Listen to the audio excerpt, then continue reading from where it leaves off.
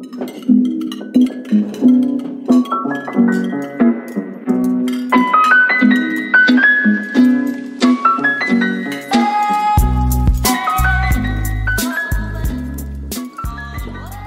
voir et à manger, le podcast où on parle nourriture, gastronomie et images de marque.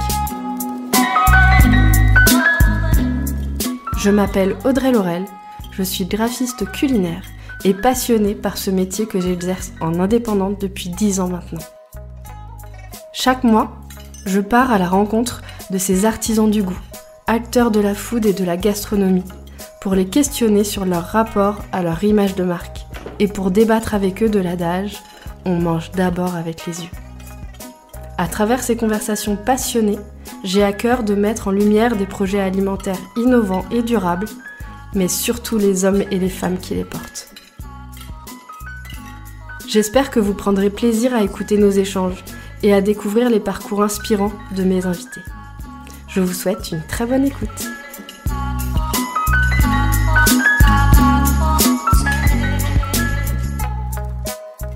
Eh bien, bonjour Raphaël, je suis vraiment ravie de te recevoir ici. Ça va être un épisode un peu particulier parce que on va débriefer ensemble de l'expérience qu'on a vécue toutes les deux au salon. Salut Audrey, trop heureuse de te retrouver parce que finalement on s'est quittés très rapidement après ce fameux salon.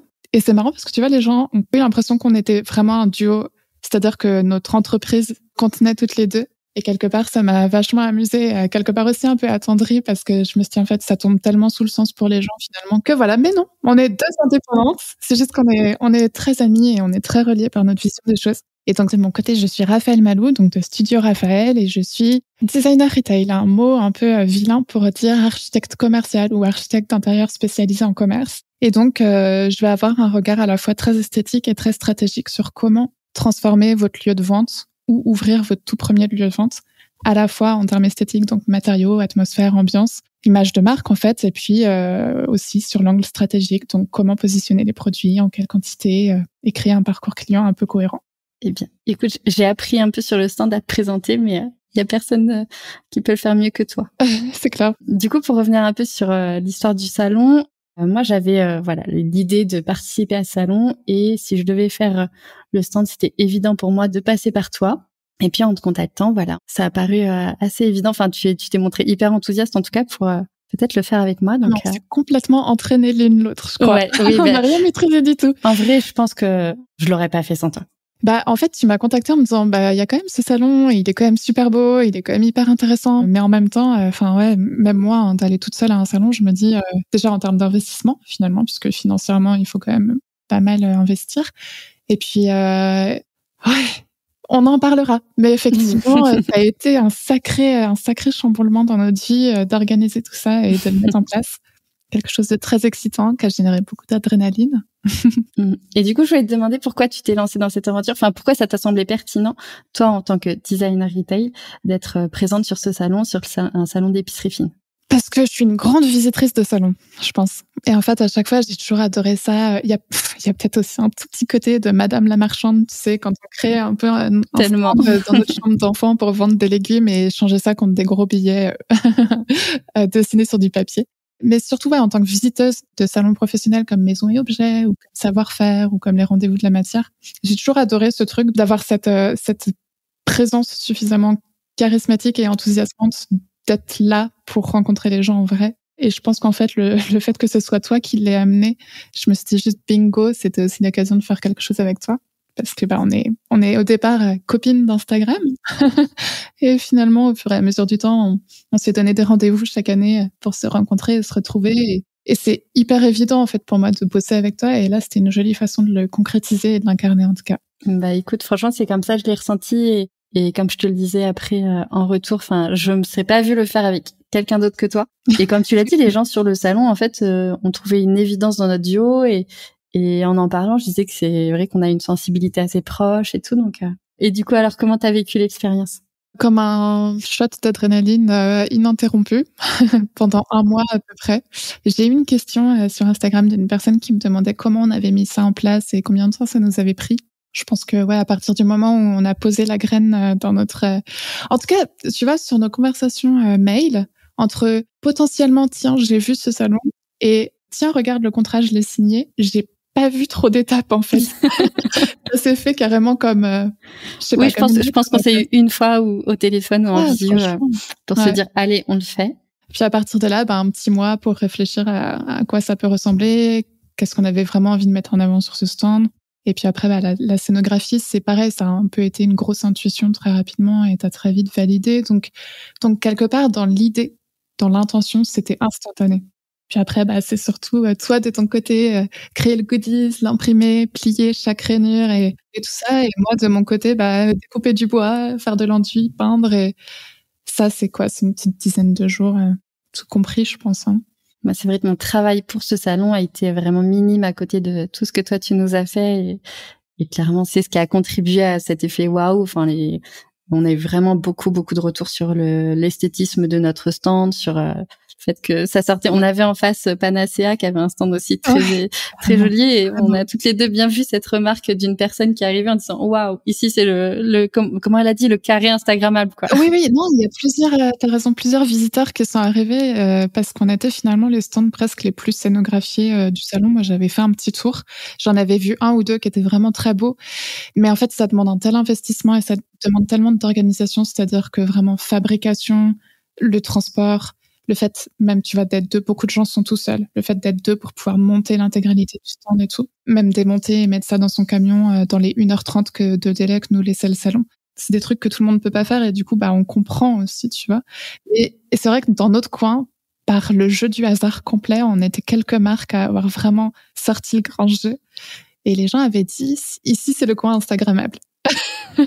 Parce qu'il y avait des feuillages, il y avait des fleurs, il y avait des couleurs. Ouais, ça se répondait assez bien. Mais pour en revenir à ce que tu as dit, clairement, et encore une fois, sur le fait que j'aurais été incapable de faire ça seule et que je pense que c'est impossible de faire ça seule, monter ça tout seul, démonter. On a vu des pros assez fous pour arriver le matin même 1h30 avant l'ouverture. Oui, mais là, clairement, il y avait zéro scénographie, zéro habillage. Ouais. Franchement, moi, ça m'a aussi vachement leçon d'humilité aussi, tu vois, de me dire, moi, j'ai une énergie folle à mettre là-dedans et j'adore ça. Et mon mode de vie me le permet, c'est-à-dire que j'ai pas de famille, quelque part, mes journées entières sont consacrées à créer des belles choses et à les mettre en place, tu vois, et c'est ce qui me drive. Mais pour une personne qui va être responsable marketing et qui va faire ce salon-là et qui a déjà passer le cap de l'investissement, juste d'avoir la cellule elle-même qui coûte déjà assez cher et qui a pas forcément une équipe autour d'elle, c'est très différent. Et finalement, leçon d'humilité sur le fait que, en fait, les gens font aussi vachement ce qu'ils peuvent. Et moi, ça m'a donné envie de créer des stands pour tout le monde, tu vois, parce que chaque marque... Non, on avait dit non, Raphaël. Oui, on a dit non, on fait pas de stands gratuitement pour les gens. Mais chaque marque a des trucs incroyables à raconter. Donc, mais même toi, t'as dû voir aussi des identités visuelles qui étaient peut-être un peu balbutiantes et qui manquaient en fait de cette force que tu pourrais facilement leur donner en fait, parce que pour toi, c'est vraiment une vision, c'est ton quotidien, tu respires de ça. J'ai trouvé, comparé à la scénographie de leur stand, que la plupart, en tout cas de ce que moi j'ai pu voir sur le salon, je me suis pas permis de faire beaucoup de tours, mais de ce que j'ai vu, j'ai trouvé qu'ils avaient tous quand même une identité visuelle assez forte, des packaging travaillés, tout ça. Mais étonnamment, je pense que les contacts les plus qualifiés que j'ai eus, c'est quand même des exposants du salon, quoi. Ouais, c'est vrai. Qui sont venus me voir, moi. Mais pas pour leur identité visuelle, tu vois, pour la création de nouveaux packaging et tout. Donc voilà, c'est pas forcément ce que j'étais venue chercher, mais en tout cas, ça a été des échanges quand même assez. Puis tu sais, t'as l'impression, c'est comme à chaque fois que tu participes à un événement, t'as l'impression de faire partie d'une communauté. Enfin, moi, je l'ai vécu un peu comme ça, tu sais, genre tout de suite une complicité avec les autres exposants, ceux qui sont autour de toi. Enfin voilà, les voisins directs déjà. Ouais. Et encore, on n'a passé que 2 jours, mais j'imagine que sur un salon qui passe.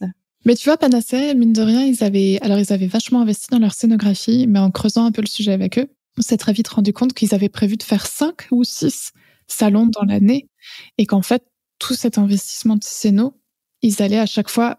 Bon, ils étaient 3 aussi pour l'installer, mais en tout cas, ils avaient vraiment investi dans une scéno parce qu'ils savaient qu'ils allaient l'utiliser régulièrement et que c'était vraiment leur objectif de l'année. C'est leur canal de communication de l'année, finalement.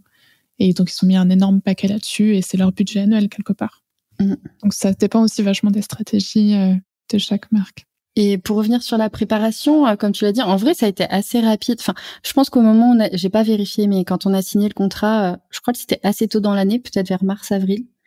Après, on s'est vu effectivement en juillet, mais on n'avait encore rien fait. Enfin, t'avais fait ton premier croquis, ton intention. En vrai, enfin, tu sais, j'ai reçu les semaines avant, j'ai reçu beaucoup de messages de gens avec le salon, tu dois être débordé et tout. En vrai, bon, encore une fois, moi, j'ai pas fait grand-chose pour le salon, mais ça a été assez fluide quand même. À part la dernière semaine, ouais, finalement, c'est du bonus en plus de notre travail. Mais tu vois, je voulais dire aussi, on a tellement travaillé notre contenu, on a tellement travaillé notre expérience client, que aussi, on avait déjà tous les documents qui étaient prêts. Moi, j'ai juste uploadé dans mon iPad, et je pense que ça, si on n'avait pas fait ce travail de construction de nos œuvres, de construction de notre discours, de construction de notre vision et de notre façon de le communiquer, on aurait peut-être passé des semaines et des semaines à créer des documents, et des PowerPoint et des, tu vois, tout ça. Oui, c'est vrai qu'on n'a pas ressenti le besoin toutes les deux de créer de nouvelles.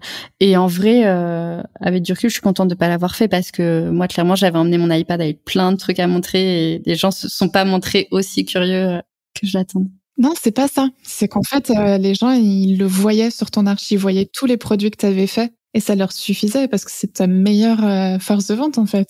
C'est clairement le produit final qui était là. Et puis en plus, il y avait vraiment un effet de masse avec justement toutes tes bouteilles d'huile d'olive, toutes tes confitures, tous tes sachets de biscuits. Donc c'était sublime.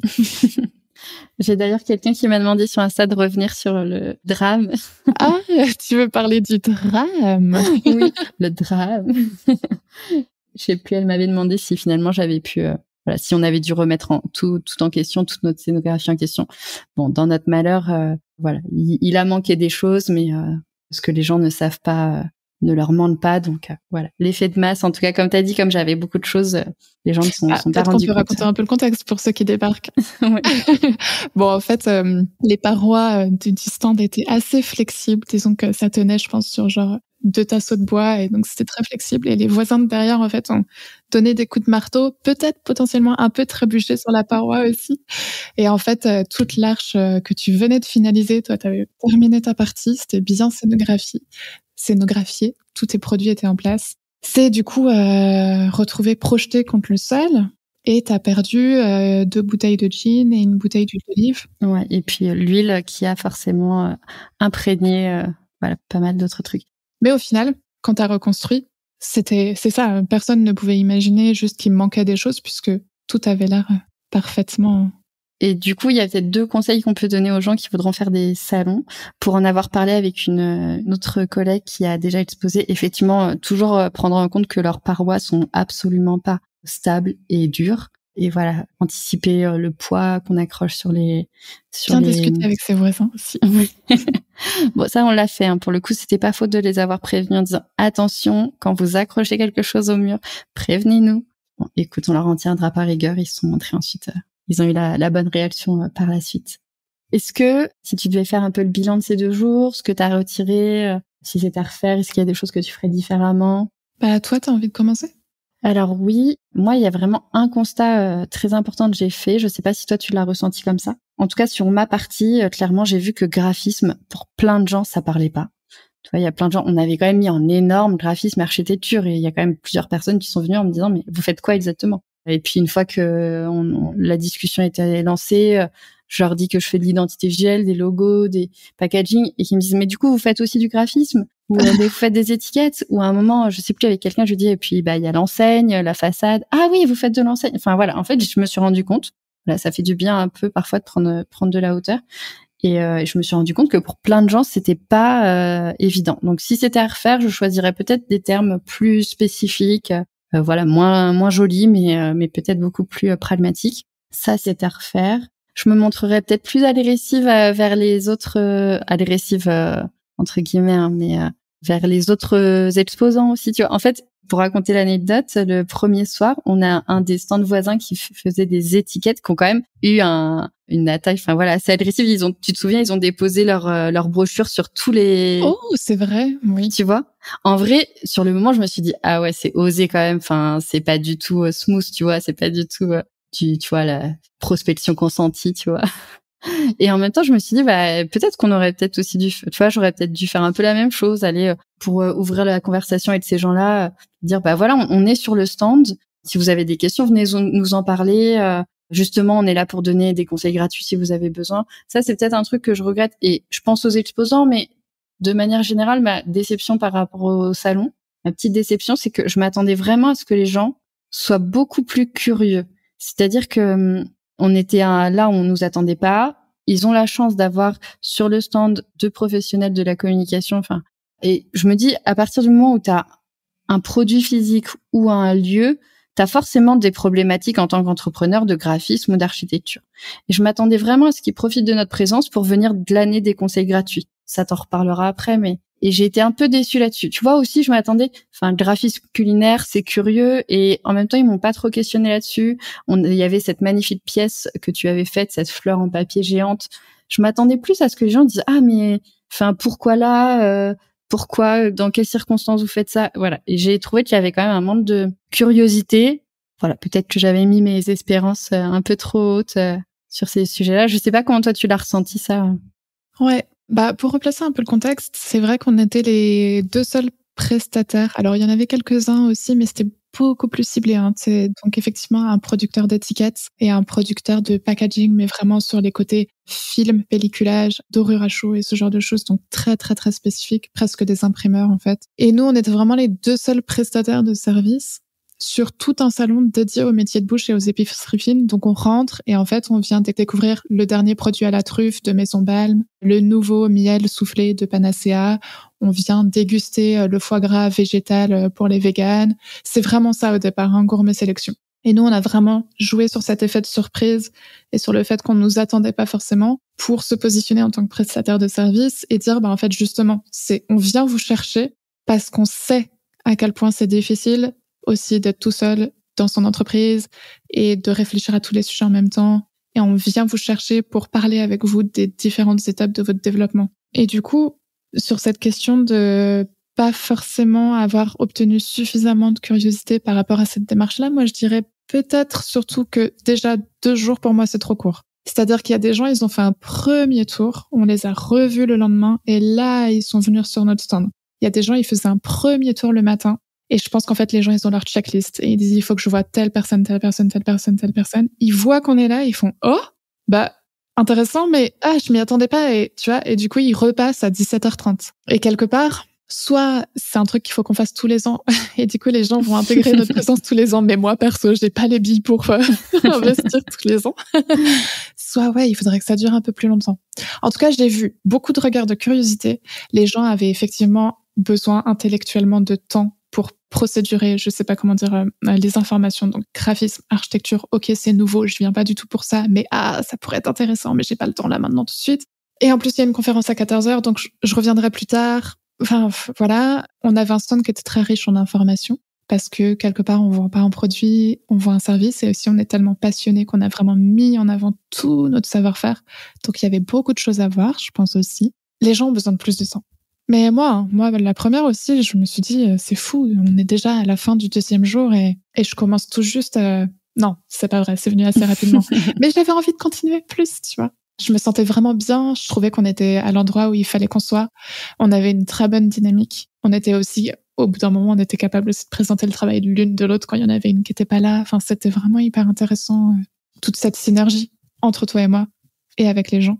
Donc juste, voilà, je pense trop court. Je pense qu'il faut là où il aurait fallu être plus agressif entre gros guillemets, c'est pas tant d'aller rencontrer les autres exposants, parce que les autres exposants, c'est pareil. Eux, ils sont là pour atteindre leurs objectifs à eux, et en fait, de venir rentrer un peu dans leur lard, c'est pas le bon moment pour eux. Moi, je me suis fait démarcher, par exemple. Je sais pas si toi, ça t'est arrivé, mais je me suis fait démarcher par un conseiller en plus horrible. Qu'est-ce que c'était? C'était les assurances. Une assurance en cas de faillite ou de je sais plus quoi. D'impayé, voilà. Du coup, hyper badant. Le premier jour à genre 9h30. Et en fait, c'est pas le lieu, c'est pas le moment. On aurait dû être plus présente avec les organisatrices du salon, je pense. On aurait plus dû dire, on vous propose une démarche inédite, ça va forcément générer la surprise. Peut-être qu'on pourrait créer une communication en amont.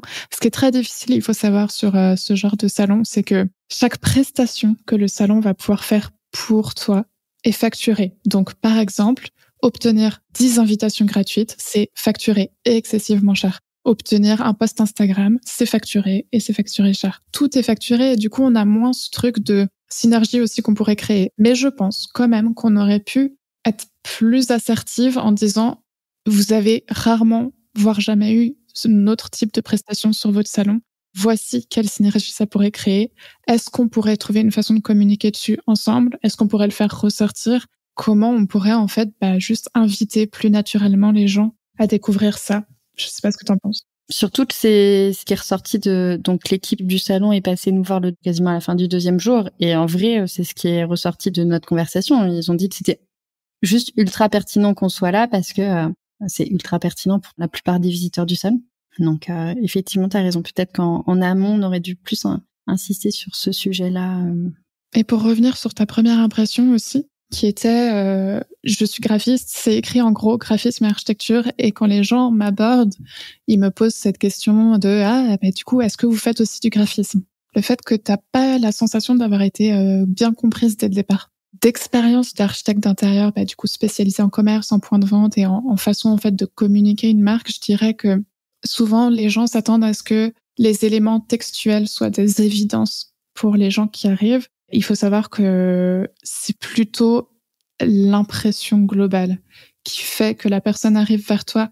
Et donc, je m'explique. C'est comme quand on ouvre une boutique. Il va se dégager de cette boutique une impression qui va d'abord être fondée sur des codifiants non intellectuels. C'est purement cette partie du cerveau reptilien, qui est sur les sensations, les émotions, les perceptions colorielles, olfactives et ce genre de choses qui réagit en premier. Tout simplement, pourquoi? Parce qu'il est situé, c'est hyper technique, mais c'est situé dans une partie de l'hypothalamus qui fait qu'en fait, le temps de réaction, le temps de communication de l'information électrique jusqu'au cerveau est genre un truc de fou, je sais plus, c'est genre 4 à 5 fois plus rapide qu'une information intellectuelle, textuelle, pragmatique, rationnelle qui va s'adresser à la partie rationnelle du cerveau. Donc, ce que les gens ont vu, c'est c'est terracotta, c'est rose, il fait chaud, il y a une belle ambiance, ça m'intrigue, j'y vais. Et du coup, les gens, effectivement, c'était marrant, les visiteurs et les visitrices arrivaient avec un air un peu perdu sur notre stand de c'est beau, mais du coup, vous faites quoi? C'est écrit en gros derrière nous. Oui, mais en fait, eux, ils ont surtout vu qu'il faisait chaud, que c'était beau, que ça allait être sympa.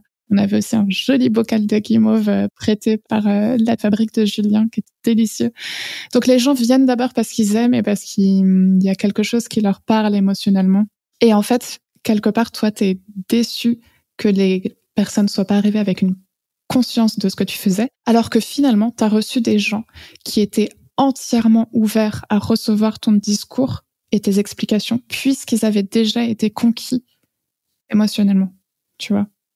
Et c'est un peu pareil dans une boutique. Les gens vont réagir très émotionnellement à une vitrine ou à une odeur qui s'échappe de la boutique. Et en fait, quand ils entrent dans une atmosphère qui leur plaît et qui leur parle, ils sont beaucoup plus ouverts à ce que tu vas leur raconter et à ce que tu vas pouvoir leur offrir.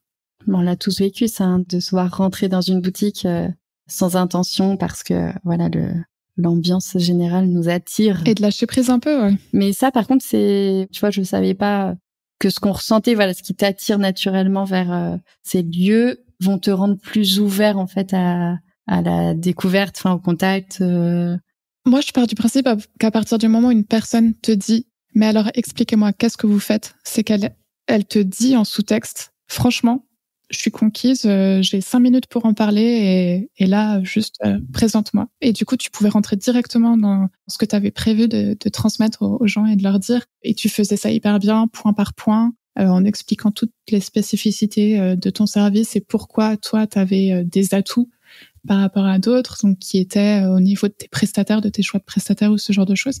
Et en fait, tu rentrais dedans et les gens écoutaient. Donc en fait, toi, tu as eu la sensation que le message passait pas, alors qu'en fait, tu avais une audience quelque part qui était hyper disponible. Ah, tu vois, c'est rigolo, ouais, parce que du coup, mes deux ressentis qui sont justement, je m'attendais à ce que les gens soient plus dans cette attitude-là, à dire mais qu'est-ce que vous faites? Je vois plein de trucs différents, tu vois, dans cette curiosité qui pour moi m'a un peu manqué, et dans le sens où aussi l'autre constat où ils comprennent pas ce que je fais, et toi tu l'as ressenti différemment. Je dirais que ce qui est bien aussi, c'est que au moins le premier jour, parce que le deuxième jour ça s'est intensifié, mais le premier jour j'ai des très bons souvenirs qu'en fait à chaque fois que t'étais occupée, j'étais libre, et un peu l'inverse. Et donc, j'étais vachement observé faire parce que je trouve que t'as tiré quand même bien en discours de presta. Mais ça, c'était chouette. Et tu vois la raison aussi pourquoi c'était hyper important qu'on soit deux à avoir 2 métiers complémentaires. Tu vois, ça aurait pas du tout été pareil si on était 2 graphistes ou je pense vous 2 architectes. C'est que comme on avait des prestations complémentaires, voilà, ça faisait que en vrai, il y avait toujours quelqu'un sur notre stand parce que soit ils étaient intéressés par l'une ou l'autre des prestations. Et le monde attire le monde, on le sait. Enfin, et ça, c'était hyper riche, quoi, d'avoir ça, quoi. Carrément.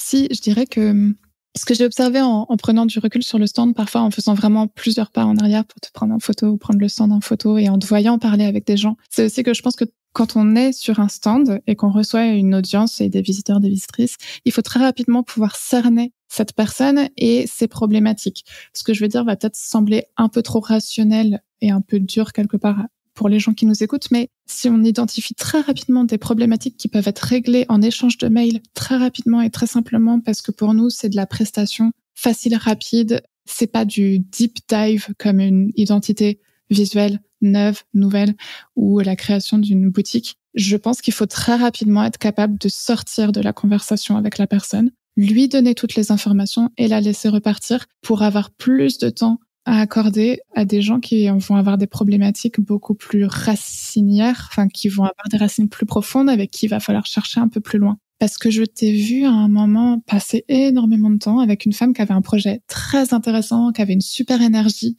Je pense que c'était très agréable de discuter avec elle. Mais finalement, sa problématique était réglable beaucoup plus rapidement sur un échange qui n'avait peut-être pas forcément besoin d'être sur le salon en lui-même. Et je pense pas que t'aies loupé d'opportunités parce que j'ai pas vu de gens s'arrêter sur le stand à ce moment-là. Mais si t'avais eu une personne qui avait un énorme besoin d'identité visuelle qui était passée à ce moment-là, tu vois, cette personne, t'as peut-être passé genre 15 minutes avec elle et finalement, 15 minutes sur une journée de 8 heures ou 7 heures, je crois, c'est énorme. Ouais. Je pensais que t'allais parler de ce monsieur italien qui... Ah oui, un monsieur italien, producteur d'huile caviar, qui a un nom de marque identique à 3 autres marques italiennes et qui me demande à moi de faire le dépôt de marque en Italie. Enfin, voilà. Ouais, très étrange. J'ai eu un peu de mal à m'en dépêtrer aussi. Du coup, aujourd'hui, avec le recul, l'expérience est passée. Est-ce que ça t'a semblé pertinent que nous, prestataires de services, on soit présentes sur un salon de l'épicerie fine? Et à ton avis, est-ce que tu conseillerais aux gens, aux marques food, d'être présents sur un salon? Et peut-être d'être même présente sur un salon où on les attend pas. Ouais, bah oui, parce que moi, ma première remarque, c'est que ça permet de rompre dans ses habitudes de communication, de stratégie, de marketing et ce genre de choses. En fait, toi comme moi, on communique beaucoup sur Instagram. On a réussi à créer vraiment un storytelling et des synergies sur Instagram. On a bien maîtrisé notre site internet. Toi, tu l'as refait il y a pas longtemps, il est sublime. On a déjà comme ça des habitudes un peu de prospection. Et en fait, faire un salon, c'est rompre ces habitudes-là, se mettre un peu en danger et permettre justement de créer des rencontres qu'on n'aurait pas forcément imaginées, plutôt que d'aller prospecter, finalement d'être prospecté de façon complètement par hasard par les personnes qui passent et qui s'attendaient pas à nous voir ce jour-là. Pour ça, c'est important. Ouais, moi je suis d'accord avec toi. Je trouve que, comme tu disais, on est entrepreneur, enfin sortir de sa zone de confort, se challenger, c'est hyper stimulant, c'est vraiment, on apprend plein de choses de ça. Se confronter aussi aux gens, justement pour affiner ces éléments de langage, ton discours commercial et tout.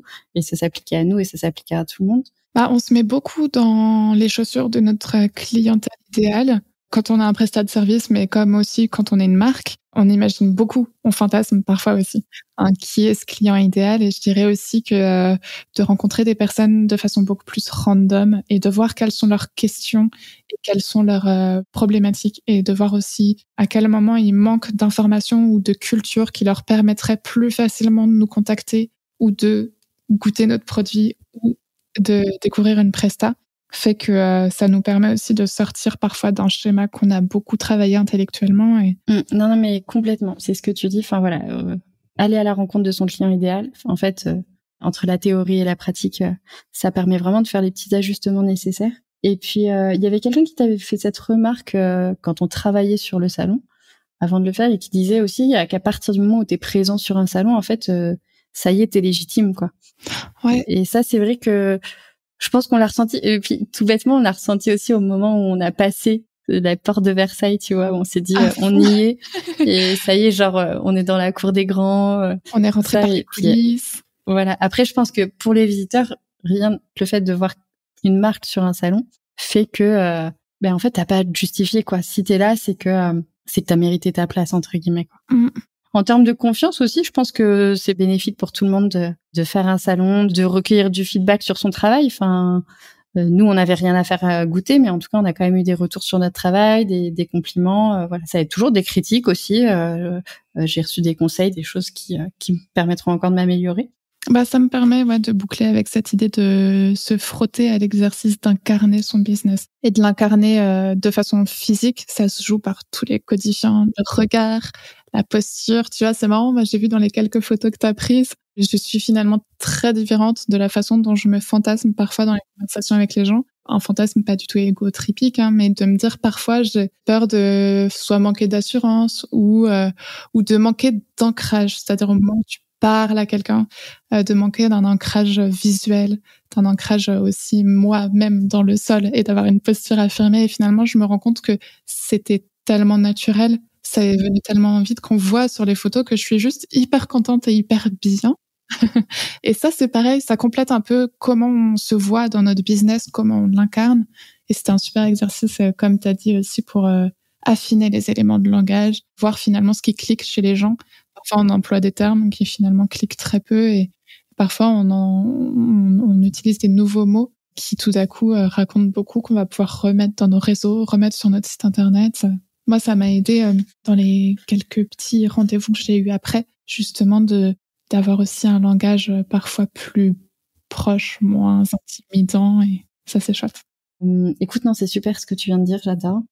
Ici, je voulais sur le fait d'incarner sa marque et tout, et encore une fois, tu vois, je trouve que en fait, ce stand, il nous ressemblait tellement dans la douceur, enfin voilà, ce côté cocooning, de toute façon, on l'a voulu comme ça. Et tu vois, ça me fait penser au fait que on n'a pas pris les cartes, enfin on n'a pas eu le réflexe, on a donné nos goodies, on a donné nos coordonnées à chaque fois, ça on l'a très bien fait à tous ceux qui se montraient intéressés par ce qu'on faisait, mais on n'a pas du tout eu le réflexe, en tout cas sur la première journée, de prendre les coordonnées en retour, de prendre les cartes de visite.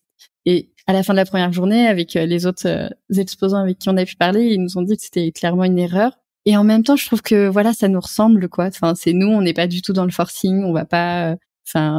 Et donc le deuxième jour, on s'est montré un peu plus efficace sur ces questions-là, mais voilà, c'est à la fois une erreur et en même temps, ça nous ressemblait. Je dirais que moi, je construis beaucoup plus de mémoire via l'émotion. Je pense que tout le monde n'est pas comme ça.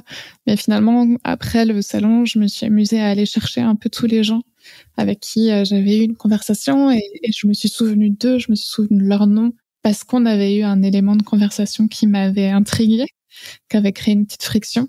Et maintenant, je pense que oui, ça serait quand même beaucoup plus pratique d'avoir les coordonnées de tout le monde parce qu'aller faire des demandes de connexion sur LinkedIn ou Instagram en se disant que peut-être qu'elles ne seront validées ou vues en tout cas que dans une semaine, faut que la personne nous recale aussi, qu'elle se souvienne de qui on est et tout. C'était un peu dangereux de notre part.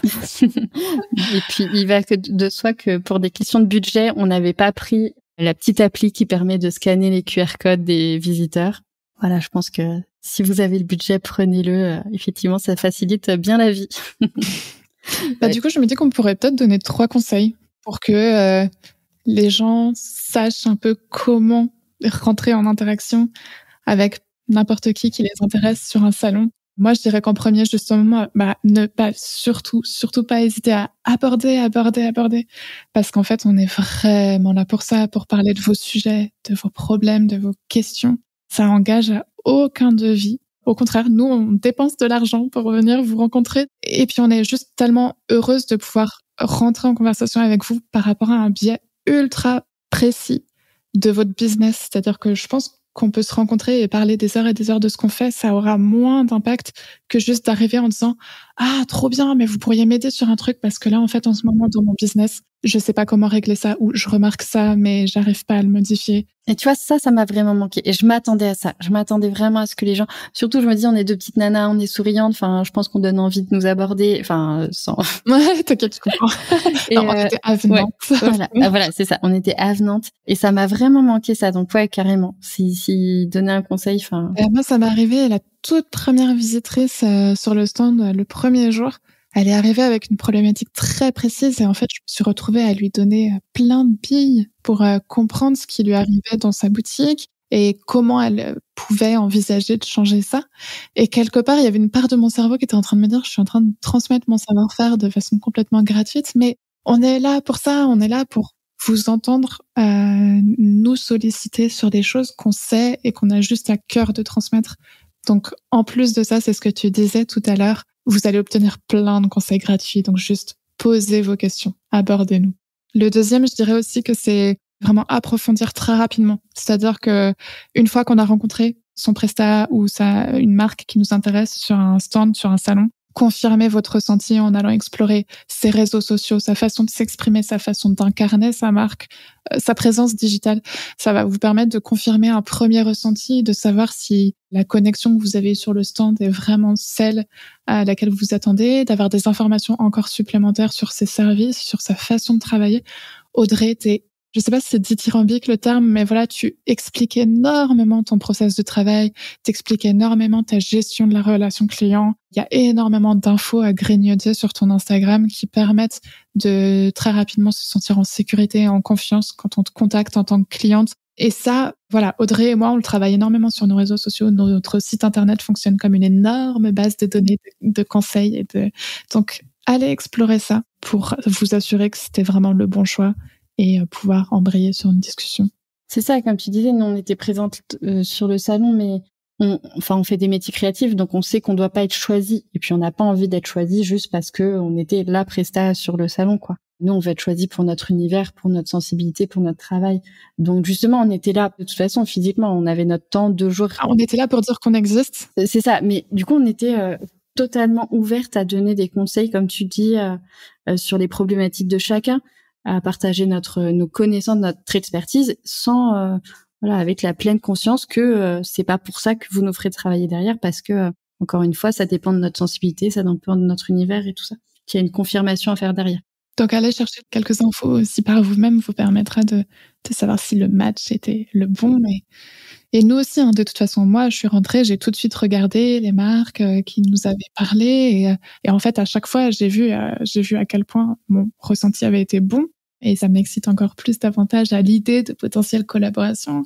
Et en même temps, si la collaboration se fait pas, je serais très heureuse d'avoir pu échanger avec ces personnes-là et de les compter comme des gens avec qui je peux ouvrir aussi des conversations. C'est pas forcément que du business tout le temps, comme tu dis. Troisième petit conseil, je dirais, tu vas me dire si t'es d'accord. Contactez rapidement la personne. C'est-à-dire que si vous avez un projet et que vous nous avez rencontrés, nous, prestataires, vraiment, contactez-nous très vite par mail. Nous, de toute façon, on vous a donné un super joli goodies sur lesquels vous avez toutes les informations de contact. Mais pourquoi ? Parce que les agendas se remplissent très, très vite. Surtout que là, par exemple, on avait le gourmet sélection, c'était en septembre. Moi, personnellement, de mon côté, jusqu'à mi-novembre, je suis bookée, je suis full. Donc, en fait, si vous avez un projet, on en parle tout de suite. Je vous bloque une place dans l'agenda pour l'année 2024 et c'est fait. De ton côté, je pense que c'est très rapide aussi. C'est vrai qu'on est 2 indépendantes, donc on n'a que 2 mains chacune. On n'a pas une équipe derrière nous. Et c'était un peu une interrogation aussi avant le salon. C'était de dire, on avait l'interrogation de dire, est-ce que des gens vont s'arrêter, est-ce que des gens vont s'intéresser à ce qu'on fait, et de l'autre côté, est-ce que on va pas avoir trop de monde qui s'intéresse à ce qu'on fait et qu'on n'aura pas les moyens humains derrière d'assurer les promesses qu'on aura pu faire. Donc effectivement, si c'est par rapport à des indépendants, il faut prendre en compte ce temps d'attente, ces agendas qui se remplissent vite. Donc là, tu as donné 3 conseils hyper pertinents pour des visiteurs. Est-ce que on aurait 3 conseils à donner à ceux qui veulent exposer? Ouais, c'est une bonne question. De notre expérience, je dirais prendre en compte la solidité des parois. Ouais. Dans la conception tout en compte, c'est-à-dire que même les embouteillages sur le fait de ramener sa voiture le plus près possible pour l'amener dans et puis des trucs vraiment très bêtes aussi, mais par exemple le fait que quand on installe, il n'y a pas la clim. Ouais. Je pense que là, ça va parce que c'était septembre, mais il faut imaginer un salon. Ouais, c'était septembre, on a quand même eu 36 degrés le jour où on a installé, donc. Avoir toujours beaucoup d'eau, peut-être un ventilateur, toujours avoir tous ces outils aussi. Anticiper. Il faut savoir que Raphaël, qui était la seule petite nana de notre zone, s'est fait solliciter plein de fois par des hommes pour emprunter ces outils. Raphaël était la seule à avoir pensé à prendre tous ces outils. C'était assez rigolo quand même pour nous qui avons une petite part de féministes. une grosse part pour l'une d'entre nous. Moi, je suis toujours hyper heureuse parce que je passe beaucoup de temps à installer des trucs chez des marques c'est toujours mes moments où je me sens hyper bien et au bon endroit sur cette planète. Et j'aime bien parce que je suis toujours la seule à arriver full tenue de travail, prête à être déchirée, tachée et tout. Et je monte sur mon escabeau sans me poser de questions. Et ça vit, c'est ça perd, c'est ça. Et ouais. Ouais, mais on est sur des pratiques hyper concrètes, mais en même temps qu'on aurait aimé avoir effectivement pensé à avoir tous ces outils. Penser à l'éclairage, tu vois. Moi, sur le stand aussi, c'est tout bête, mais on avait de façon complètement standard, ils nous avaient prévu 3 spots difficilement orientables. Et du coup, moi, j'ai de façon complètement spontanée, intuitivement, placé des ampoules sur chacune de nos arches pour être sûr qu'on allait avoir un éclairage à la fois un peu cocon aussi, faut le dire, et puis qui allait se déverser sur le contenu qu'on allait mettre sur les étagères. Il se trouve que finalement, on s'en est bien sorti avec les 3 rails de spot, mais c'était pas vrai pour nos voisins d'en face. Les éclairages sont tout le temps un peu blafards. Enfin voilà, ne pas hésiter à créer une atmosphère avec l'éclairage aussi. Très pratico-pratique, comme t'as dit. Enfin, ce truc du parking, nous on était 2, et il faut savoir qu'à la fin du salon, effectivement, tout le monde a environ 1h30, 2 heures pour tout démonter. Ouais, faut imaginer 150 exposants qui vont essayer de garder leur camion. On était sur un petit salon, donc j'ose pas imaginer ce que c'est quand c'est le gros hall. Mais autant pour l'installation, on est tous éparpillés sur une demi-journée ou une journée, je sais plus exactement. Donc c'est assez confortable. Mais sur le retour, voilà, effectivement, il y a les 300 exposants qui, en espace d'1 heure, essayent d'atteindre le hall. Et ça, on n'a pas du tout anticipé. J'ai dû abandonner Raphaël pendant presque 1 heure. Moi étant bloqué dans les bouchons pour atteindre le stand. Voilà, donc c'est des trucs tout bêtes, mais c'est vrai que si on nous avait briefé là-dessus, on se serait organisé différemment. En deuxième conseil, je dirais aussi ne pas s'excuser d'être là. C'est-à-dire que toi et moi, je pense qu'on a tellement été éduqués à ne pas faire trop de bruit, à ne pas prendre trop de place, je pense, d'éducation féminine, mais aussi peut-être liée à la religion de mon côté, par exemple. On a investi massivement pour être ici. Chacun a sa place. On a créé un très beau stand. Et quelque part, au début, j'ai un peu eu ce même truc. C'est un peu ce que tu dis, dans le fait de... J'ai l'impression que les gens n'ont pas eu suffisamment de curiosité. On avait tellement travaillé notre stand qu'on s'est dit ça va venir naturellement. Et quelque part, moi, je me suis un peu donné cette excuse pour pas forcément interpeller les gens. Et on s'est rendu compte qu'on a eu des voisins qui très rapidement se sont mis en plein milieu de l'allée et ont commencé à prospecter, à poser des questions à la volée comme ça aux gens, aux visiteurs qui passaient. Ils capturaient tout le flux de visiteurs. Mais ils capturaient tout le flux et donc c'était une stratégie, comme tu dis, agressive. C'était très intéressant de l'avoir mise en œuvre. Ça nous a un peu fait flipper, j'avoue. Parce que du coup, les gens mettaient tout de suite leur attention sur ce stand-là et plus sur les autres.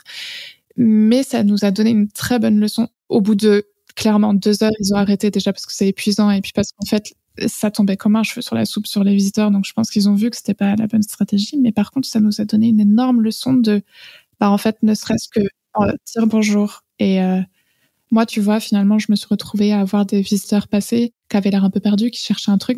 Hop, vous cherchez quelque chose, machin et tout. T'as même couru après une dame qui... Oui, non, mais là, parce qu'elle avait montré des signes d'intérêt, c'est juste que t'étais en train de parler à quelqu'un et du coup... mais comme quoi tu dis, elle a montré des signes d'intérêt, mais en fait, elle voulait pas, enfin, si je m'étais pas montrée disponible, elle serait pas restée. C'est que t'étais dans une conversation hyper sérieuse avec quelqu'un et en fait, à la fin, elle m'a dit, vous avez bien fait parce qu'en fait, j'allais partir dans autre chose, quoi. Mais en fait, juste oser, et tu vois, ça résonne un peu avec les enseignements que j'ai tirés ces derniers mois, ces dernières années. Le podcast m'a beaucoup aidé là-dessus, tu vois. Il y a des gens que j'ai envie d'avoir sur le podcast. Il y a plein, enfin, en temps normal, tu vois, je serais là, oui, mais genre, ils sont hyper connus, ou mais qui je suis avec mes 10 épisodes pour le démarcher et tout. Et vraiment, ça m'a aidé en me disant, mais au pire, qu'est-ce qui se passe? Et aujourd'hui, quand j'ai une décision à prendre, tu vois, ou quand ça me challenge un peu, je me dis toujours, d'ailleurs, je te le dis toujours, au pire, qu'est-ce qui se passe? Et en fait, t'as souvent pas grand-chose à perdre à aller démarcher les gens, à aller aborder, à aller au contact des gens. Donc, juste oser. Et revenir sur très brièvement sur les conseils pour ceux qui exposent dans la conception du stand que tu as eu, et j'ai vu aussi dans les échanges que tu as pu avoir avec nos voisins. Enfin, et nous, tu l'as conçu pour ne pas mettre de barrière aussi avec les passants, avec les visiteurs. Enfin, tu nous as choisi un mobilier exprès qui mettait pas de... qu'on est allé chercher en banlieue parisienne, très loin. Ouais, mais en même temps, je pense que ça a fait la différence aussi. En fait, t'as pensé l'aménagement pour qu'il n'y ait pas de fermeture. En fait, ce que vous allez avoir quand vous allez être sur des salons comme ça, c'est que vous aurez des espèces de banques standards qui viennent avec votre emplacement. Et quelque part, c'est toujours un peu difficile de s'en séparer déjà parce que c'est un mobilier qui a la qualité d'être déjà présent, qu'on n'a pas besoin d'amener ou de déplacer. Et aussi parce qu'en fait, ça fait partie de ce que vous payez. Et disons que les économies sont toujours bien quand on a déjà dépensé 2500 plus sur un stand. Mais cette banque-là, elle est grosse, elle est encombrante. Tout le monde va l'habiller de la même façon parce que tout le monde va se retrouver avec la même banque. Donc, quand je dis banque, c'est un meuble comptoir gros, fermé. Ouais, une sorte de comptoir, manche debout. Voilà, mais vraiment fermé, rectangulaire, un gros parallépipède, voilà, qui va créer une magnifique barrière entre vous et en fait vos visiteurs, vos visitrices, que vous allez vous retrouver à habiller avec un sticker, ce que tout le monde va faire autour de vous, puisque c'est un peu la seule possibilité. Et donc, en fait, moi, ce que j'avais fait, c'est qu'on avait beaucoup investi les murs aussi parce qu'astucieusement, on avait bien bataillé et négocié pour avoir un stand en angle. Donc ça, c'est pareil. Pensez bien à avoir un stand qui vous met le mieux en valeur dès le départ. Négociez votre emplacement. Et on avait gardé cette notion d'avoir un comptoir entre nous et l'allée, tout simplement parce que c'est un point de rencontre où les gens vont poser leur téléphone, le temps de parler, écrire quelque chose sur du papier, ce genre de choses. Sauf que les pieds, c'était des pieds très fins. Et donc, ça crée une transparence qui faisait qu'on voyait pas ça comme une barrière ou une limite. Et comme le stand était en angle, de ton côté, Audrey, il y avait ton arche et il y avait une ouverture qui permettait aux gens de rentrer un peu sur le stand. Et ça, c'est important. Je vois beaucoup de gens placer des énormes barrières psychologiques, quelque part. Je pense que c'est inconscient, tu vois, entre son client et soi, sous prétexte aussi que culturellement parlant, on est habitué à ce que la vente, même en boutique, se fasse derrière le comptoir. Et notamment, on voit beaucoup plus de marques de luxe actuellement qui sont en train de rétro-pédaler sur leurs principes de management et de management de la clientèle et qui créent des boutiques où il n'y a plus de comptoir qui sépare les deux, mais la relation est vraiment horizontale, côte à côte. Et ça, je pense que c'est une dynamique qui est importante, ouais, comme tu dis. Mais comme tu dis, notre stand, on l'a voulu accueillant, chaleureux. Et pour autant, au début, on était parti sur un principe avec une banquette. Ouais, c'est vrai, oui, c'est avec banquette, un banc, des petits tabourets, c'est ça, avec quasiment un canapé. On se disait que les gens, en marchant dans un salon, seraient contents de se poser. Ouais. Et puis bon, c'est quelqu'un qui t'a dit par expérience que, en fait, non. Et franchement, on l'a vu. Hein. Enfin, déjà, ils avaient du mal à. Non, déjà. Et puis que s'ils s'assoient, ils ont la peur d'être un peu capturés. Ouais, d'être pris. Obligés de nous écouter et de signer un devis. C'est ça. Donc on voulait pousser le côté chaleureux, accueillant, le côté salon un peu, ouais. Ouais, au maximum. Et je pense qu'on a bien fait de pas le faire parce que je ne crois pas que ça aurait marché. Voilà, il y a un de mes clients qui était présent sur le salon qui avait une table, mais clairement il dit cette étape-là c'est la signature des devis. Nous clairement on savait qu'on signerait pas de devis sur le salon. Encore une fois parce que nos clients ont besoin de vérifier notre univers, de se renseigner un peu plus sur nous. Mais voilà, en tout cas, on a trouvé, je pense, le juste milieu dans ce qu'on voulait faire ressentir aux gens. Écoute, j'ai eu la question, tu m'as dit que tu étais à l'aise pour en parler, j'ai eu la question sur Insta de combien nous avait coûté ce stand. C'est des questions qu'on se pose tous, enfin voilà, qu'on aimerait bien, des infos qu'on aime toujours avoir en avant. Alors, nous, on a eu un stand de 6 mètres carrés, ce qui était finalement parfait pour nous, je crois. Ni trop petit, ni trop grand. 6 mètres carrés. Alors, on a bénéficié, comme je suis, moi, passée en entreprise il y a moins de 2 ans, on a bénéficié d'un tarif jeune entreprise. On a payé, si je dis pas de bêtises, 4 500 € hors taxe, je crois, ou un petit peu moins, pour le salon, pour le stand. Voilà, qu'on s'est officieusement divisé. Pour l'emplacement. Oui, l'emplacement. Juste l'emplacement, vide. Avec cette fameuse banque et ces 2 chaises dépareillées en plus qui étaient assez moches qu'on a remplacées par notre propre mobilier. Et à ça, on a fait les comptes justement récemment avec Raphaël. On a dépensé à nous deux 1 300 € entre la conception du stand, les matières, nos goodies, nos cartes de visite, enfin cartes postales, voilà. Bien sûr, on n'a pas compté notre temps. Moi, c'est encore une fois minime par rapport à tout le travail incroyable qu'a fait Raphaël sur notre stand. Mais voilà, donc 4 500, 4 200 € plus 1 300. Et la question aussi qu'on m'a posée, c'est est-ce que ça a été rentable ? Clairement, je pense que pour nos services, enfin nos prestations, il faudra plusieurs semaines, plusieurs mois, peut-être même plusieurs années pour pouvoir répondre à cette question. On a en fait sur le salon, on a semé des graines. Moi, j'aime beaucoup cette image. Je sais pas si tu le ressens comme ça, mais on a semé des graines. Les gens ont besoin d'arriver à un niveau de maturité de leur projet pour nous contacter. Oui, quand tu dis plusieurs années, c'est pas plusieurs années de projet. Non, c'est peut-être qu'en fait, les gens qui nous ont vus là nous contacteront dans 1 an, dans 2 ans en disant, mais je vous ai vu sur le salon. Voilà, à ce moment-là, en fait, mon projet était pas du tout mature et voilà, aujourd'hui, pour moi, c'est le moment. Enfin, on a rencontré des gens qui sont en projet de reconversion. 1 ou 2 projets signés et on est rentable. Voilà. Oui. La question, c'est effectivement, toutes les deux. C'est ça. Toutes les deux, on était partis avec l'objectif de signer un projet lié au salon pour être rentable, pour revenir dans nos frais. Donc, voilà. Plus d'une semaine du salon, on n'y est pas. En tout cas, pour ma part. En discussion. Mais pas encore confirmé. Ouais. Et puis, on a eu toutes les deux des belles promesses orales faites sur le salon de collaboration ou d'intervention, à voir si ça se concrétise. Et je voulais revenir, ça me fait penser à ça, on passe un peu du coq à l'âne, mais sur le fait d'avoir été démarchés. On a été toutes les deux un peu démarchés sur le salon. C'est assez rigolo parce que moi, j'ai déjà fait des salons en tant que visitrice, je sais plus comment on dit. Voilà, où j'ai tenté 1 fois ou 2 de démarcher et clairement, on sent que les exposants, tout de suite, dès qu'ils voient que t'es pas un acheteur mais un vendeur, ils se referment. En fait, on a mis 5 000 € pour être là, pour nous présenter notre travail. Et en fait, juste ça, vraiment, ça sert à rien. Je vous le dis. Et finalement, du coup, ça me donne une leçon comme toi. Écoute, moi, enfin, du coup, ma conclusion était un peu différente. Et en fait, si c'est ciblé, ça va, mais si c'est pas du tout ciblé, effectivement, tu te refermes tout de suite en disant, voilà, j'ai dépensé 5 000 € pour être là, je viens pas pour en dépenser plus. En fait, tu monopolises 5 minutes de mon temps. Mais tu vois, contrario, moi, j'ai eu 2-3 prestataires vraiment hyper qualifiés pour moi, enfin, que je pourrais faire travailler pour mes clients. C'est pareil, j'ai observé. Quand ils se sont approchés de toi, ils ont tout de suite pointé du doigt le lien entre eux et toi. Et c'était du coup évident. C'était évident. Quand c'est lui qui faisait du pack, je crois, quand il s'est approché de toi et t'a dit, nous, déjà, il a commencé par oui. Et je vous explique pourquoi et ce qu'on fait nous. Et vous allez voir que ça va vous intéresser aussi. Et c'était très bien amené. Et si ça se trouve, il a réfléchi 3 fois à comment il allait formuler la chose, tu sais pas. Et écoute, normalement, on travaille en ce moment sur un projet. Donc, vraiment, c'était genre un prestataire qui me manquait et qui était hyper pertinent. Enfin, il y a aussi un monsieur qui faisait du ruban personnalisé. Enfin, donc, écoute, moi, j'ai trouvé 3-4 prestataires vraiment bien à rajouter dans la petite brigade. Donc voilà, à la fois, en fait, encore une fois, si c'est bien fait, si c'est hyper pertinent, faites-le. Mais si ça l'est pas, enfin voilà, moi j'ai très peu démarché dans les salons quand je les visitais parce que voilà, clairement tu sens que c'est pas le moment, que j'y allais beaucoup plus pour faire de la veille, mais c'était drôle d'être de l'autre côté. Presque, j'aurais envie de dire, allez, pour être moins dur. Mais tu vois, par exemple, cet homme qui est assureur et qui permet c'est un exemple parmi d'autres, hein. Je me suis fait démarcher par 2 ou 3 autres personnes sur d'autres sujets et je pouvais pas le savoir avant de moi-même faire un salon.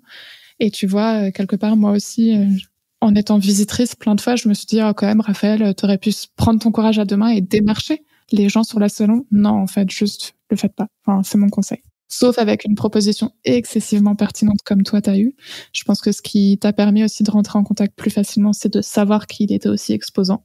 Oui, t'as raison. Ça, oui, parce que il était exposant. Et le deuxième auquel je pense là pour les rubans, on a un client en commun qui était mon autre client qui exposait. Donc il est rentré en contact avec moi par ça.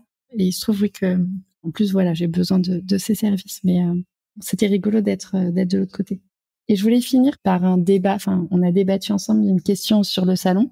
On s'est demandé qui devait arriver en premier entre l'une et l'autre, enfin dans la prestation, sur un projet client. Est-ce que le client doit d'abord travailler son identité visuelle ou doit d'abord travailler son architecture commerciale? Voilà, moi j'ai mon avis là-dessus, tu le connais, je le partagerai après. Est-ce que tu veux partager le tien? Du coup, moi ce que je vois, c'est que finalement les deux fonctionnent en fait. Et on est en train de le vivre ensemble parce que j'ai conçu un projet de boutique, thé, café et chocolat pour une cliente marocaine. Et donc, elle n'a pas encore son nom. Par contre, on a déjà construit toute la boutique et je suis en train de te transmettre le projet, de faire une passation justement pour que tu fasses l'identité visuelle. Et finalement, je trouve que de travailler dans les deux sens peut autant être nourrissant l'un que l'autre. Finalement, parce que toi, tu hérites de mon travail d'identité et de storytelling incarné dans un lieu en 3D, en architecture. Et donc, ça te donne une première base de travail et d'histoire à raconter. Et à l'inverse, pour moi, en tant qu'architecte d'intérieur, c'est excessivement rassurant d'avoir une cliente qui arrive vers moi en me disant « Voilà le travail de tel graphiste qu'on a contacté. Elle a raconté toutes nos histoires, toutes nos valeurs à travers justement un choix de couleurs et de forme aussi dans le dessin de la typo. » Les deux sont rassurants, je pense.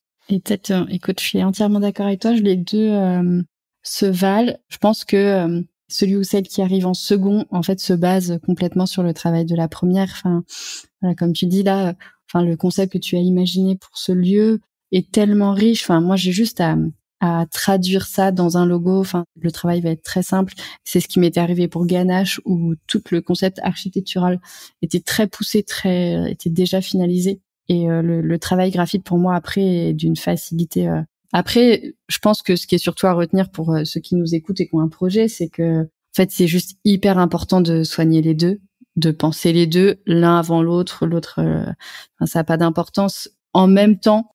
Moi perso, je pense que ça peut être un peu risqué. Pourquoi ? Parce que moi je pense qu'il faut quand même faire l'un après l'autre. Peu importe qui commence, mais mettre les deux projets en friction fait que le premier qui va avoir le premier temps dans son planning pour commencer le travail va s'engager sur un territoire visuel, philosophique et tout, et l'autre va partir ailleurs et c'est dur de raccorder les deux. Mais par contre, là où tu as raison, c'est que je pense que peu importe qui commence en premier, il faut que vous, marque, au moment où vous contactez votre prestataire, il faut que votre histoire, vos valeurs, elles soient raffinées, peaufinées. Et c'est ça qui va faire que le premier qui va créer votre territoire de marque, avec des codifiants visuels, avec des codifiants philosophiques, textuels, formels, va faire que ce soit cohérent pour que le deuxième enclenche le travail derrière. Si vous arrivez avec une histoire pas encore peaufinée, pas encore affinée, peut-être un peu bancale ou qui n'est pas tout à fait encore cohérente avec la direction que vous prenez dans votre business, c'est là que ça peut créer quelque chose d'un peu plat. Bah, après, toutes les deux, on met beaucoup de sens dans notre travail, donc moi, je l'imagine pas autrement, tu vois. Et puis, je crois qu'aujourd'hui, on a la chance toutes les deux de pouvoir choisir nos clients et par défaut, on choisit des gens qui ont cette maturité dans leur projet et qui ont de toute façon plein d'histoires à raconter derrière. Voilà. En histoire et on sait que la traduction va être très sensorielle et très... Donc moi, j'ai du mal à l'imaginer autrement, mais ça, oui, c'est un conseil qu'on peut donner à tout le monde, en fait. Enfin, et il y a du sens dans ce que vous faites et des histoires à raconter. Enfin. Embarquer votre prestataire et quelque part, c'est aussi une question qu'on a aussi pas mal sur les podcasts d'entrepreneurs. J'ai envie de dire aussi que, sans vouloir vous mettre de pression, mais côté marque, faut aussi que vous séduisiez votre prestataire. C'est dans les deux sens. On doit tous s'entre-séduire. Et il faut que vous soyez capable de séduire suffisamment votre prestataire pour l'embarquer dans votre projet. Et nous, on demande que ça. On est prête à embarquer dans des histoires, dans des aventures, et à les traduire grâce à notre patte créative. C'est ça. Et plus il y aura de choses à raconter, plus ce sera facile pour le créatif de faire quelque chose de fort, de riche. Mais enfin, que ce soit l'architecture commerciale et l'identité visuelle, enfin voilà, ça fait partie intégrante de l'identité de marque. Et comme tu l'as très bien expliqué, voilà ce qu'on fait ressentir à un client par l'ambiance de la décoration, de l'agencement, de l'architecture. En fait, ça le met dans les meilleures dispositions pour être réceptif à votre message, pour être réceptif à votre séduction, enfin à vos arguments commerciaux et tout. Donc c'est juste ultra important. Et je sais que tu voulais pas trop qu'on l'aborde ici, mais c'est important pour moi. Je voulais savoir si dans l'architecture commerciale, est-ce qu'il y a des enjeux, des contraintes ou des points de vigilance spécifiques pour les métiers de bouche, pour les commerces de bouche? Ça rejoint un peu la discussion qu'on a eue sur la scénographie de stand. L'idée, c'est que vous rencontriez tout de suite votre cible. Donc, on a évoqué plusieurs choses, que le cerveau reptilien, émotionnel et philosophique passe avant. Donc, n'hésitez pas. Et c'est là que c'est important d'avoir eu un travail très riche de storytelling et d'identité visuelle. C'est d'avoir des couleurs, des matières, des éléments atmosphériques qui communiquent tout de suite en fait qui vous allez être. Et moi, quand j'ai créé la scénographie du stand, je voulais une ambiance très chaleureuse avec un poil de Wes Anderson dedans, donc des arches, de l'enduit, du laiton vieilli. Tout ça, c'est des codifiants qui vont vous permettre de raconter votre histoire. Et ensuite, ça va beaucoup se jouer sur le parcours client. Donc, comment la personne rentre dans cette boutique et à partir du moment où elle pose un pied dans la boutique, par quoi son regard est capté, par quel chemin elle passe, jusqu'à ce débat qu'on avait sur est-ce qu'on pose un comptoir entre nous et le client pour être dans une relation verticale de savoir-faire qu'on transmet à la clientèle et sans nous, elle peut pas l'avoir? Ou est-ce qu'on est côte à côte? Est-ce que c'est un service de vrac ou est-ce qu'on est dans une vente assistée à 100%? Ça va être c'est très difficile de répondre à cette question. Parce que oui, je sais que sur le projet du Maroc, c'est que moi, en fait, je réfléchis autant au design du tout petit porte-étiquette qui va être sur l'étagère et qui va indiquer le prix, à des choses très stratégiques comme ça. Pour moi, tout est un enjeu, donc c'est très difficile pour moi le parcours client, par quels endroits tu amènes ton client à passer.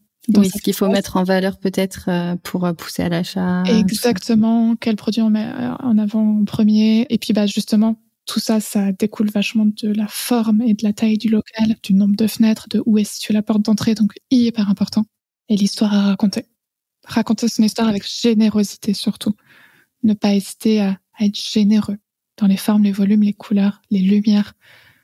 Que ça se ressente, que la passion qu'on met dans notre travail, tous, en tant que marque ou en tant que prestat, se ressente. Bon, en tout cas, si l'un d'entre vous qui nous écoutait avait un besoin d'architecture commerciale, franchement, tu sais à quel point je suis admirative de ton travail et surtout pour ta capacité, à penser le moindre détail, à inscrire le moindre détail dans une démarche hyper cohérente et voilà, tu sais que j'ai beaucoup d'admiration pour ce que tu fais. Merci Audrey, c'est partagé. C'est pour ça qu'on s'est mis dans cette aventure folle ensemble.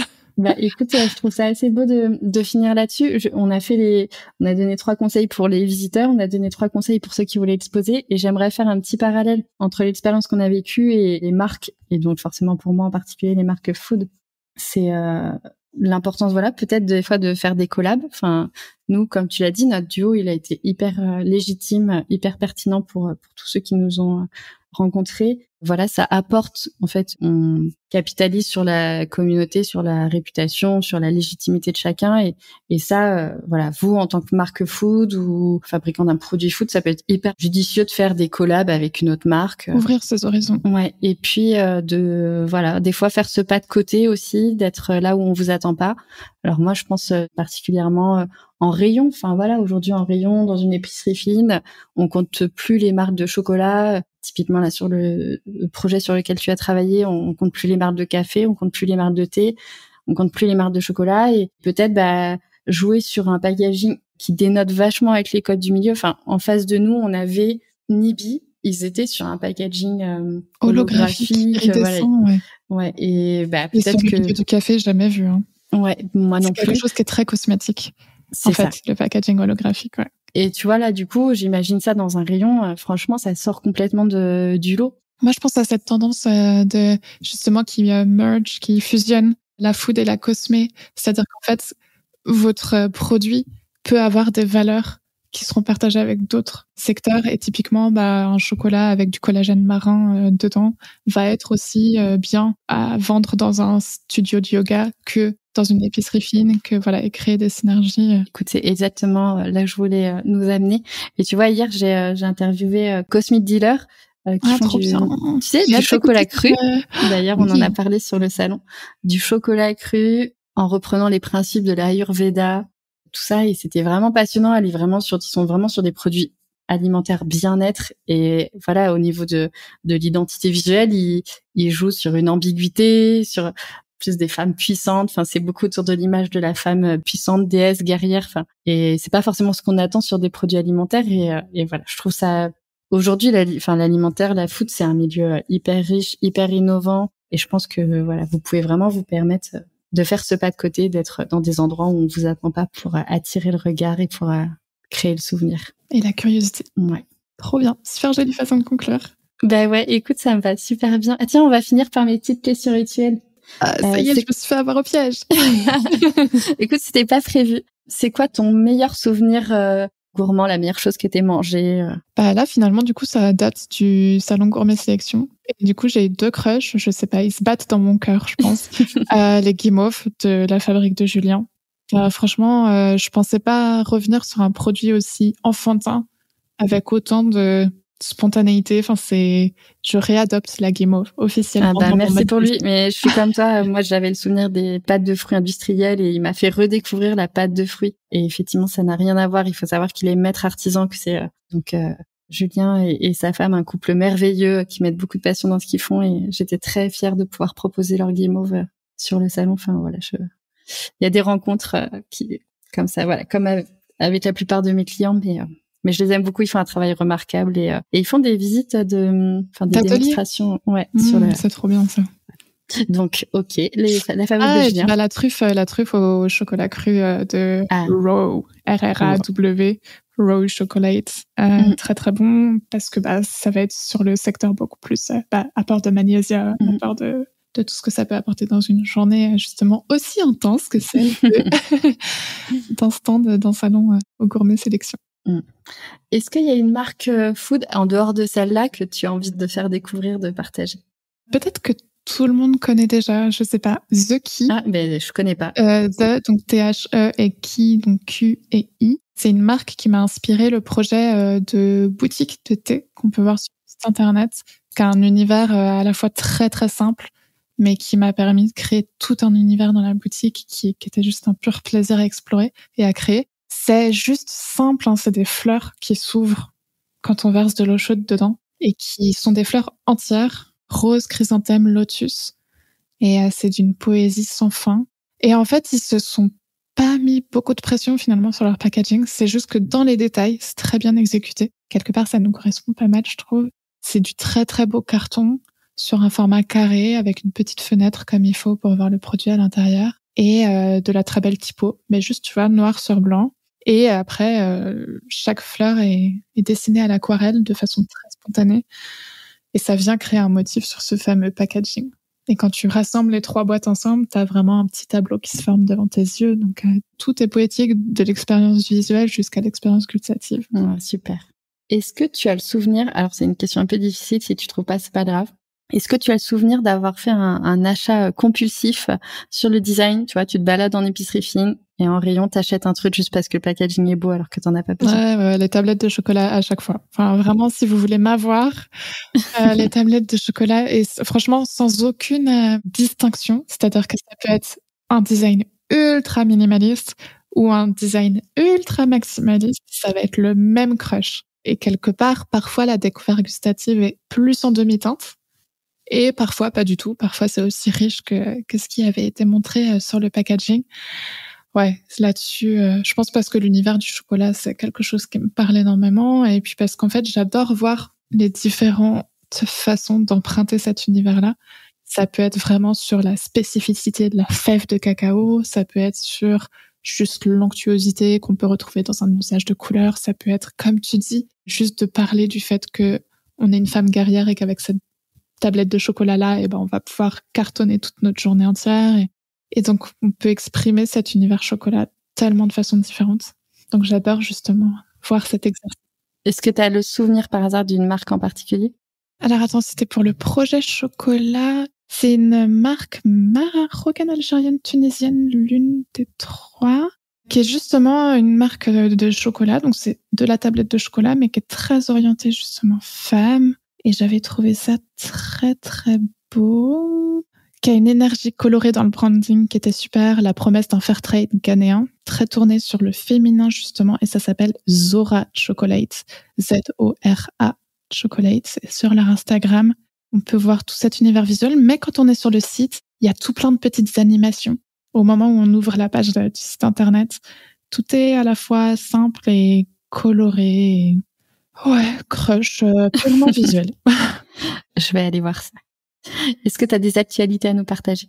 Je rentre dans la période de la fabrication de scénographie de vitrines de Noël, donc je vais être dans un gros tunnel jusqu'à novembre-décembre. Mais j'espère bien, après, revenir très rapidement sur des projets d'architecture. Les deux se complètent bien. Il y a la part créative et la part fabrication. Je crois que là, j'ai fait une très grosse année 2023. Donc, quelque part, je suis contente, tu vois, que ce tunnel de fabrication, il arrive parce que je sais que jusqu'à décembre, je suis dans des choses que j'ai plus qu'à réaliser. Voilà. Et rendez-vous en 2024 pour reprendre les gros challenges, les gros défis. Et toi, du coup? Des actualités. Écoute, j'avais dans l'idée depuis le début de l'année de célébrer ma 10e année d'indépendante par un dîner, tu le savais. Enfin, j'avais l'envie de réunir autour de moi les gens qui ont marqué mes 10 dernières années entrepreneuriales, mon aventure.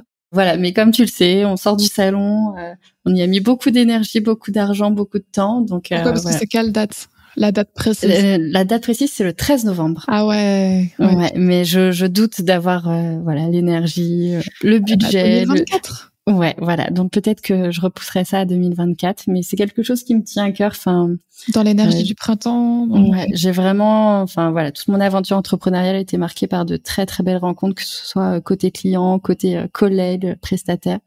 Et j'avais un peu envie de célébrer ça. Donc voilà. Et puis. Je rêve d'en être à la même étape que toi. Je serais fière, le jour où moi aussi je peux. Écoute, franchement, tu es bien plus avancée que moi. Mais 10 ans, c'est une milestone incroyable. Oui, mais 10 ans, en vrai, 10 ans... Mais il va y avoir 300 personnes à ton... Non, mais tu rigoles. Non.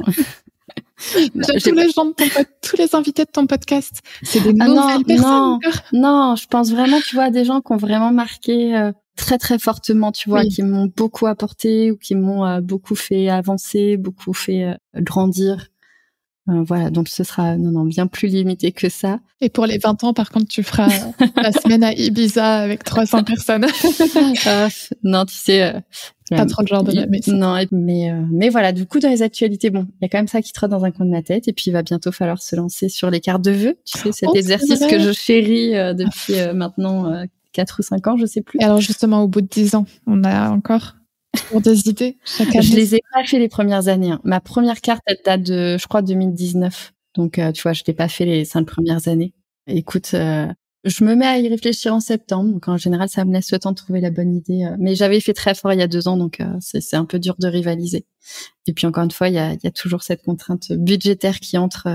L'année dernière, j'avais fait un chouette cocktail à boire, mais en fait, ce qui m'a coûté le plus cher, c'est la poste. Ouais, en fait, non, c'est toujours la poste presque. Ouais, c'est clair. Parce que plus tu fais quelque chose de beau et d'élaboré ou qui est plus épais, tout de suite, les tarifs postaux sont... Ouais, non, ça m'a coûté très cher en poste parce que ça pesait un peu lourd. Dernière question, ceux qui veulent te contacter, par quels moyens privilégiés ils peuvent te contacter? Je suis hyper disponible sur Instagram. Franchement, je réponds à tous les messages. Et puis, c'est vraiment l'endroit où il y a le plus de choses à grignoter. Je monte les coulisses et plein de choses. Mais sinon, mon adresse mail qui est aussi disponible sur mon site web, donc studioraphaël.com. Je suis aussi disponible sur LinkedIn, Instagram. Super. Merci, merci Raphaël, merci pour ton temps et merci d'avoir partagé cette aventure avec moi. Oui.